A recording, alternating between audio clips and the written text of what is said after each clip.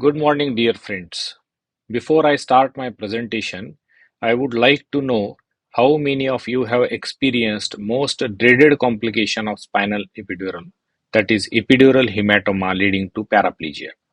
Considering work experience of 15 years, and we are 50 anesthesiologists here, we can conclude that in 750 years of collective work experience, there is not a single epidural hematoma. Do you agree with this, or you are thinking this as an unscientific conclusion? Okay, let's see evidence from Anesthesiology Journal. This article was published in Anesthesiology Journal in 2004 and it gave us data of severe neurological complications after center neuraxial blockage in Sweden for 10 years between 1990 and 1999. What they found is this. Total of 127 complications and 33 spinal hematomas. 33 in 10 years. Is it a small number or big number? We can't conclude unless we have a total number of spinal epidural procedures performed. Total 17 lakh 10,000 procedures were performed with 33 spinal hematomas. It shows a incidence of 0.0019% or 1.9 per 1 lakh procedures performed. And important thing to note is the introduction of low molecular weight heparin was associated with a spike in the incidence of spinal hematoma in last 5 years of study period. Now, this is something we are concerned about. What are the factors associated with spinal epidural hematoma? These factors are anticoagulants, epidural rather than spinal, epidural catheter, and difficult epidural. This was in 2004, and now we are in post-COVID era where use of antithrombotic drug has surged at a very rapid pace. This is the article published last year with the title Anticoagulant Therapy for COVID-19, What We Have Learned and What Are the Unanswered Questions. Author has concluded hospitalized COVID-19 patients with high-risk feature should be considered for extended post-hospital discharge thromboprophylaxis with directly acting oral anticoagulants. Therefore, we are going to have more and more patients with antithrombotic treatment coming for center neuraxial block. As an anesthesiologist, our job is not just to stop antiplatelets or anticoagulants before intended central neuraxial block, but to restart the antithrombotic treatment at earliest possible opportunity so that we can have a perfect balance between clotting and bleeding. These are the commonly seen indications for initiation of antithrombotic treatment. We see many patients with DVT, prosthetic heart valves, atrial fibrillation, and vascular grafts which require anticoagulant therapy for maintenance of patency of these vascular grafts. Antithrombotic drugs are divided into two broad groups. First is antiplatelets and second one is anticoagulants. Commonly used antiplatelets are aspirin, clopidogrel, ticagrelor, and injectable tirofiban. Anticoagulants include age-old warfarin, unfractionated heparin, and low molecular weight heparins, and newer anticoagulants like dabigatran, rivaroxaban. Now, next thing we want to know is clinical effect of these antithrombotic drugs, and for that, we need lab tests to monitor the antithrombotic treatment.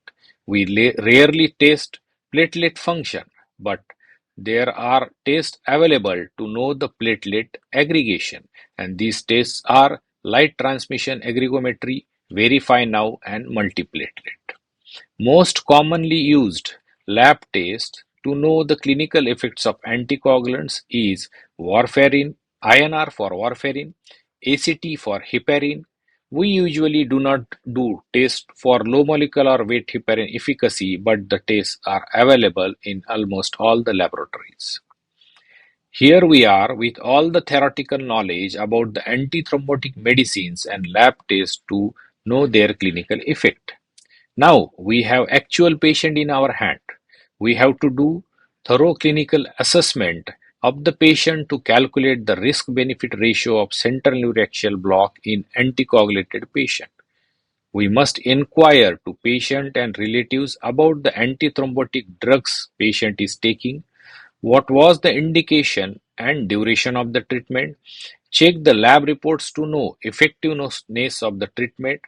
If anticoagulation treatment need to be stopped, then what is the risk of thromboembolic event and do we need bridging treatment for that?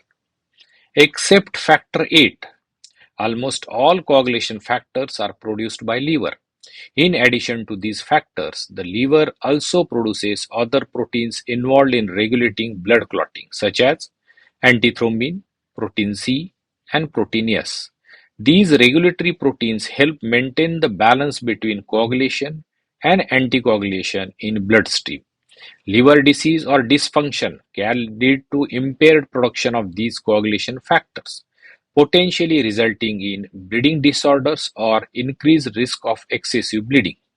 Warfarin or direct oral anticoagulants like apixaban and rivaroxaban are primarily metabolized in the liver, but both unfractionated heparin and low molecular weight heparins are mainly eliminated through the kidneys, and kidney function plays a significant role in the clearance from the body. Dabigatran is excreted predominantly through the kidneys, and patients with CKD have prolonged effect of dabigatran with increased risk of bleeding. Before accepting any patient for central neuraxial block, please do confirm that liver function tests and kidney function tests are within normal limit. After thorough pre-anesthesia checkup, we have decided in favor of central neuraxial block for following advantages, and these advantages mainly are preservation of respiratory function, quick recovery, improved post-operative pain management, and the most important, reduced risk of DVT and pulmonary embolism.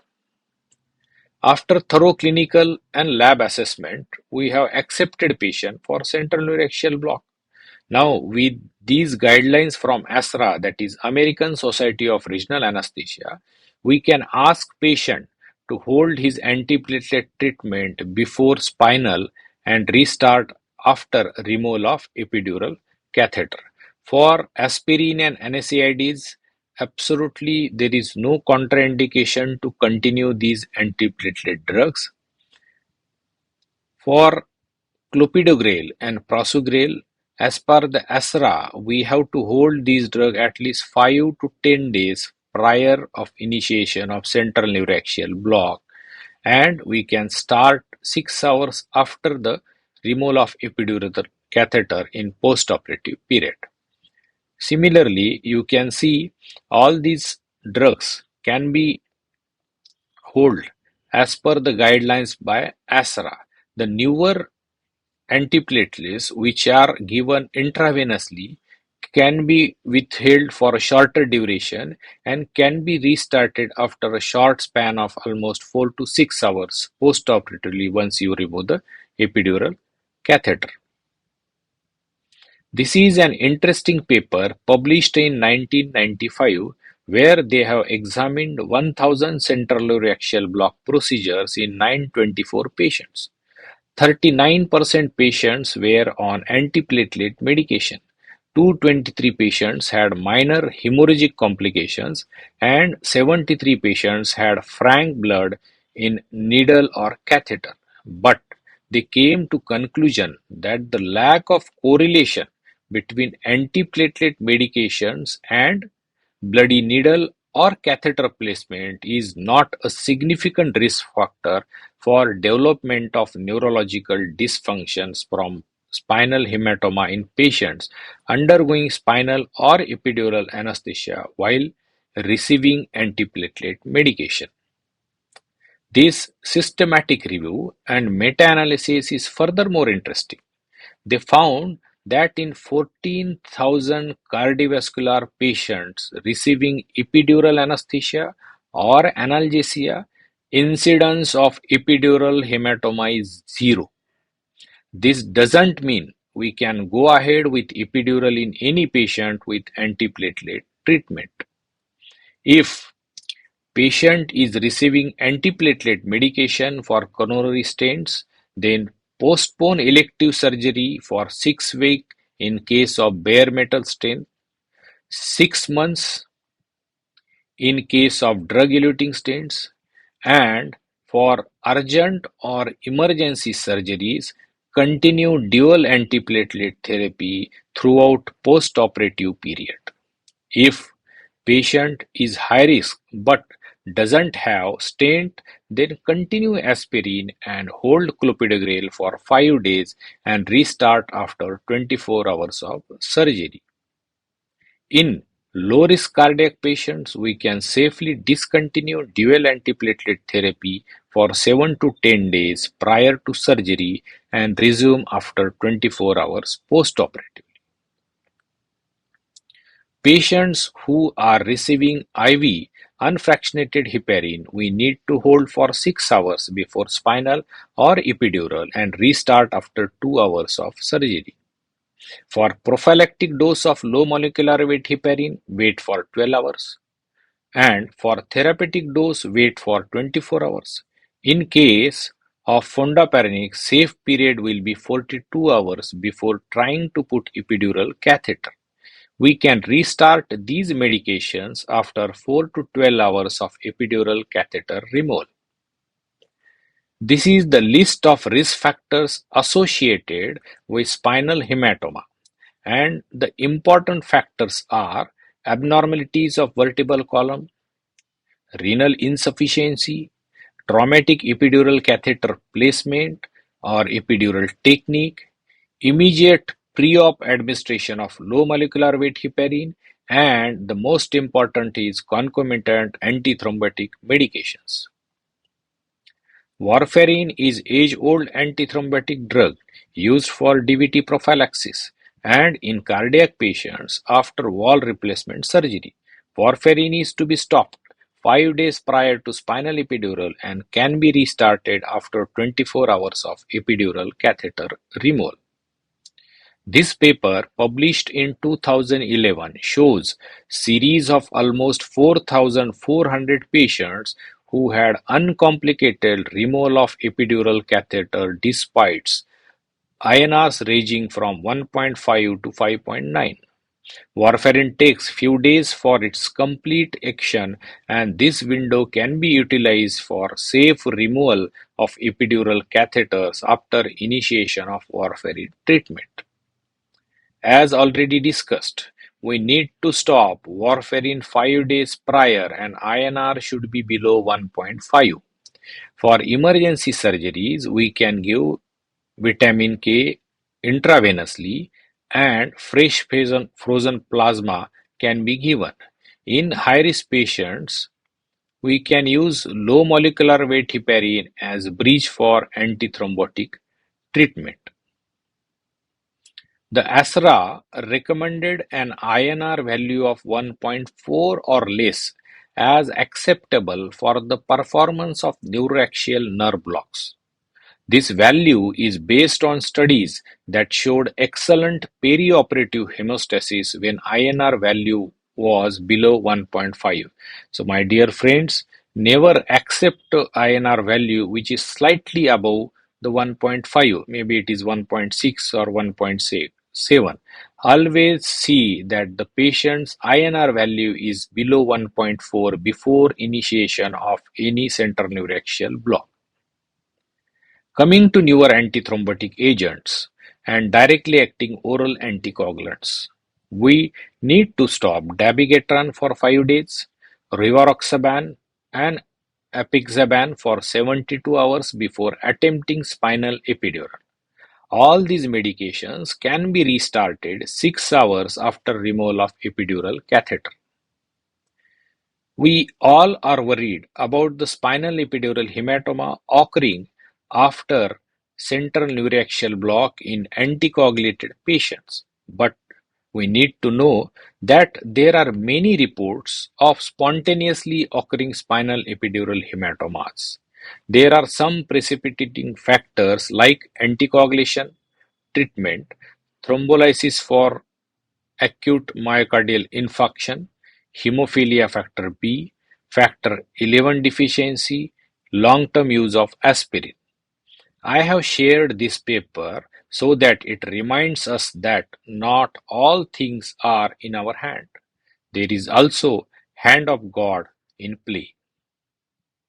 After listening to this presentation, you may feel that central neuraxial block in anticoagulated patients is an Herculean task, but it is not if you follow the checklist, which is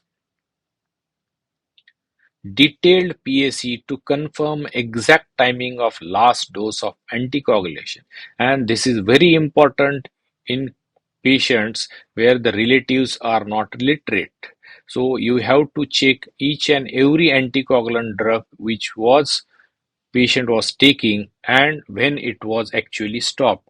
This is also to be considered in patients who are admitted. Don't just talk to the nursing staff, but check whether it is written on the patient's notes or not. Spine examination to assess difficult spinal or epidural. Many a times after seeing a thin bill patient, we consider that the spinal epidural will be easy. But to our surprise, when we see patients back while giving local anesthesia, that the spine is deviated or patient is having skyposcoliotic abnormality. So it is very important to assess the spine for difficulty while performing the procedure. Discuss and inform relatives of risk of central neuraxial block versus general anesthesia. Many a times in anticoagulated patients, we are forced to give central neuraxial blockage because giving general anesthesia is much more riskier. But this is to be informed and documented on patient's case paper. Expert anesthesiologist has to perform the procedure. This doesn't mean senior or junior. Anyone who is confident, who has done enough number of procedures should do the procedure to avoid multiple punctures. Now this multiple punctures, it's a relative term, but as per the ASRA, you should not take more than 3 pricks in anticoagulated patient to avoid the spinal epidural hematoma. If you have ultrasound, then use it to mark the entry point. If you don't have ultrasound, usually almost all hospitals have CM that can be utilized to see where is should be your needle entry point, and it will avoid multiple punctures. Use lower concentration of local anesthetic drug in post-operative period. This lower concentration of anesthetic drug will help to diagnose this dreaded complication much earlier so that we can intervene at earliest possible moment. And lastly, pray for good outcome. This is also very important because as I already told, not all things are in our hand. Before I conclude, I have two more slides to share. This is last but one, and it is about clinical features, diagnosis and management of epidural hematoma. Patients who develop spinal hematoma usually present with sudden, severe, constant back pain with or without radicular component. Percussion over the spine aggravates the pain, as do maneuvers that increase intraspinal pressure, like including cough, sneezing, or straining. In addition, the return of motor weakness or sensory deficit after the apparent resolution of epidural or spinal block is highly suggestive of epidural or spinal hematoma formation. MRI is the diagnostic study of choice. The differential diagnosis includes spinal abscess, epidural neoplasm, acute disc herniation, and spinal subarachnoid hemorrhage. Recovery without surgery is rare, and neurosurgical consultation for consideration of emergent decompressive laminectomy should be obtained as soon as spinal hematoma is suspected. This is last slide. ASRA guidelines are exhaustive, and there are many newer antithrombotic drugs which we may not have encountered before. I use this app to find out the guidelines about the particular drug. This is very good app and it is very easy to use. You have to just click on the drug to find out the guidelines regarding when that drug is to be stopped, when we can restart the medication, what is the period for which we have to hold the drug before removing the epidural catheter, or when we can restart the anticoagulants after removal of epidural catheter. All the medications which are available in the market, you can get all the guidelines. Not only that, they have also provided the detailed ASRA guideline PDF in this app, so that whenever you wish you can refer that. But instead of referring the whole document, it is very easy to just browse this app and found out the guidelines. So I request all of you to download this app and use in your clinical practice. With this note, I wish you all the best and thank you for your patient listening.